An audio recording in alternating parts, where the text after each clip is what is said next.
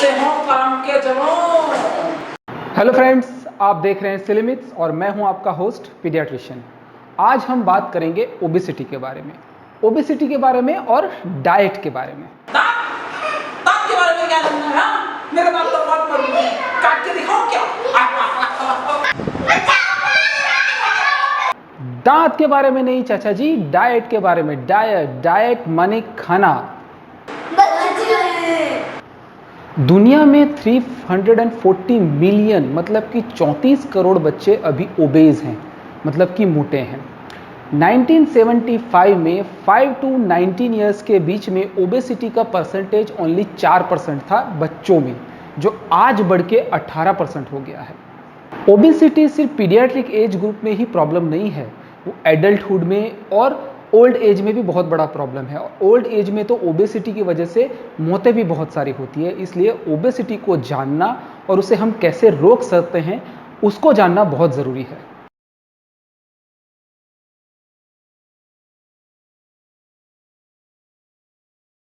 Obesity का मुख्य कारण है too many calories over a long period of time, मतलब बहुत सारा खाना, बहुत सारी कैलोरी लेना और यही लाइफस्टाइल बहुत लंबे टाइम तक रखना, यही मुख्य कारण होता है।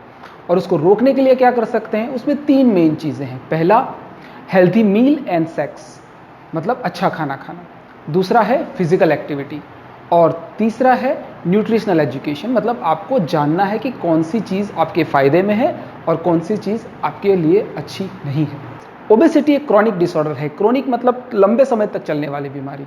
और ओबेसिटी एक मल्टीफैक्टोरियल डिसऑर्डर भी है, मतलब कि बहुत सारे कारण उसमें इकट्ठा हो जाते हैं तब ओबेसिटी होती है।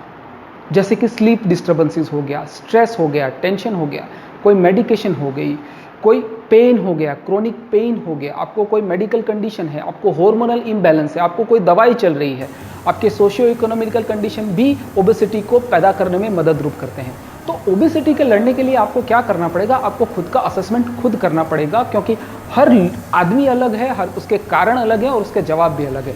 आपको आपका असेसमेंट करना पड़ेगा और आपको अपने लिए खुद एक रोड मैप तैयार करना पड़ेगा ओबेसिटी से लड़ने के लिए, और उसको लंबे समय तक उसका स्ट्रिक्टली पालन करना पड़ेगा। ओबेसिटी में एक मिथ ये है कि लोग समझते हैं, लोग कहते हैं, बहाना निकालते हैं कि मेरे तो जीन्स ही ऐसे हैं, मेरे तो पापा मोटे थे, मेरे तो भाई मोटा है, मेरा बहन मोटा, मेरे घर में सारे मोटे हैं तो इसलिए मैं मोटा हूँ। तो ये कुछ हद तक सही भी है, लेकिन ओबेसिटी आपका डेस्टिनी नहीं बन सकता। ओबेसिटी आपका भविष्य डिसाइड नहीं कर सकता।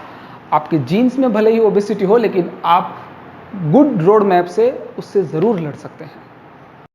लोग ये समझते हैं कि ओबेसिटी चले जाने से उनके सारे प्रॉब्लम सॉल्व हो जाएंगे।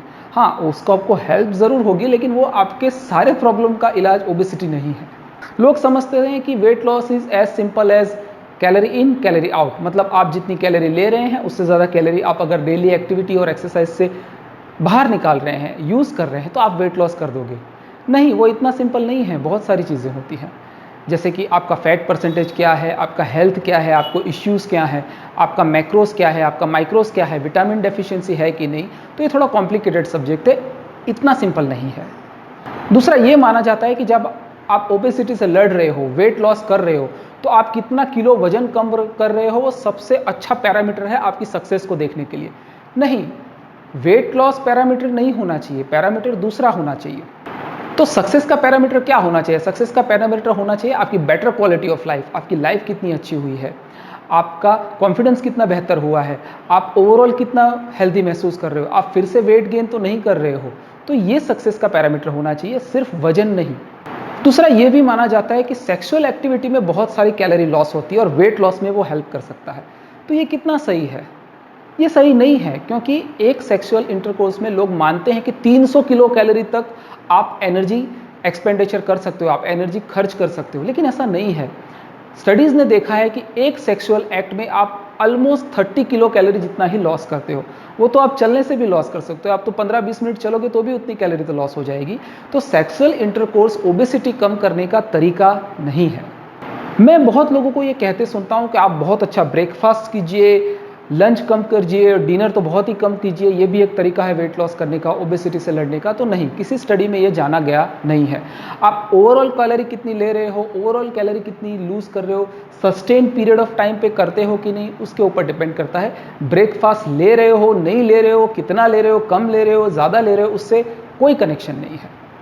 मार्केट में बहुत सारी डाइट और प्रोग्राम चल रहे हैं वेट लॉस के लिए। लोग बोलते हैं कीटो डाइट बहुत अच्छी है वेट लॉस करने के लिए, कोई बोलते हैं वेगन डाइट बहुत अच्छी है, कोई बोलता है इंटरमिटेंट फास्टिंग करना चाहिए। इंटरमिटेंट फास्टिंग मतलब 16 घंटे भूखे रहो, 8 घंटे खाओ। वॉरियर डाइट होती है जिसमें 20 घंटे भूखे रहो, 4 घंटे खाओ। कोई अल्टरनेट डे भी खाता है, कोई 4 ही घंटे खाता है, कोई सिर्फ वेगन डाइट होती है। तो बहुत सारी डाइट और बहुत सारे प्रोग्राम्स हैं, लेकिन इनसे क्या वेट लॉस और ओबेसिटी चली जाती है? नहीं, ऐसा नहीं होता है, क्योंकि ये एक टूल है। मतलब कि आप अगर 16 घंटे भूखे रह रहे हो और 8 घंटे में आप बहुत सारा खा रहे हो और बाकी के 16 घंटे में कोई एक्टिविटी नहीं कर रहे हो, तो इसका कोई मतलब नहीं है। तो ये ओवरऑल कंबाइंड कॉम्प्रिहेंसिव प्लान होता है। तो सिर्फ डाइट कोई फॉलो करने से या कोई सिस्टम को फॉलो करने से आप ओबेसिटी से लड़ पाओगे, ऐसा नहीं है। एक मिथ ये है कि थोड़े थोड़े चेंजेस आप लॉन्ग टर्म के ऊपर करो तो आप वेट लॉस कंटिन्यूस कर सकते हो। जैसे कि आपने 2 निवाला खाना कम कर दिया या रोज 10 मिनट चलना चालू कर दिया तो आप वेट लॉस करोगे ज़रूर, लेकिन इससे क्या होगा कि थोड़े टाइम के बाद आपकी बॉडी 2 निवाले कम खाने पे सेटल हो जाएगी। 10 मिनट रोज चलने पे आपकी बॉडी सेटल हो जाएगी, तो कुछ टाइम के बाद आपका वेट लॉस होना बंद हो जाएगा। तो sustain period of time, long time तक आप वेट लॉस कंटिन्यू नहीं कर सकते। दूसरा ये भी माना जाता है कि आपका वेट लॉस का प्लान रियलिस्टिक होना चाहिए। मतलब कि 1 किलो पर मंथ या 1 किलो पर 2 मंथ, ऐसे रियलिस्टिक प्लान रखने चाहिए। बहुत बड़े बड़े प्लान नहीं रखने चाहिए, लेकिन स्टडी इसको सपोर्ट नहीं करती है। स्टडीज़ बोलती है कि आप प्लान बड़े रखो तो आप अचीव कर पाओगे। दूसरा ये भी माना जाता है कि धीरे धीरे वेट लॉस करना बेहतर है कि अचानक वेट लॉस करने से। मतलब कि डाइट के जो चेंजेस हैं उसको सडनली कम करने से धीरे धीरे डाइट को कम करना चाहिए, या बहुत स्मॉल चेंजेस डाइट में करने चाहिए। लेकिन स्टडी ऐसा नहीं बताती है। स्टडी बताती है कि जो शुरू में एक्सेसिव डाइटिंग करके वेट लॉस कर लेते हैं और बाद में फिर उसको सेटल करते हैं, उनका वेट लॉस और धीरे धीरे वेट लॉस करने वाले का over a period of time 3 से 5 साल पे टोटल वेट लॉस तो सेम ही होता है। तो आपको जैसे सेट होता है आप कर सकते हो, कोई एग्जैक्ट को ही फॉलो करना ऐसा ज़रूरी नहीं है। आपकी लाइफस्टाइल में कौन सी चीज़ सेट होगी, कौन सी डाइट को आप लंबे टाइम तक फॉलो कर सकते हो, क्या करने से आप उसको स्टिक कर सकते हो, आपको डिस्टर्बेंसेस ज़्यादा नहीं होगा और आप एंजॉय कर सकते हो, उसी चीज़ को फॉलो करना चाहिए। ये सही है, ये गलत है, इसमें बिल्कुल नहीं है। क्योंकि कुछ चीज़ आपके लिए सही हो सकती है जो मेरे लिए गलत होगी, और जो मेरे लिए गलत है वो कभी कभी आपके लिए सही हो सकती है। एक ये मान्यता भी है कि जो मोटे लोग होते हैं, ओबेज लोग होते हैं, वो थिन लोग, पतले लोगों के मुकाबले में ज़्यादा आलसी होते हैं और कम एनर्जी वेस्ट करते हैं। तो ये बिल्कुल मिथ्स है। कनाडा में एक स्टडी की गई थी ओबेज लड़कियों में और पतली लड़कियों में, और ओबेज लड़कों में और पतले लड़कों में। तो स्टडी में एक्चुअली ये देखा गया था कि जो मोटे लोग होते हैं वो पतले लोगों के कंपैरिजन में ज़्यादा एनर्जी वेस्ट करते हैं।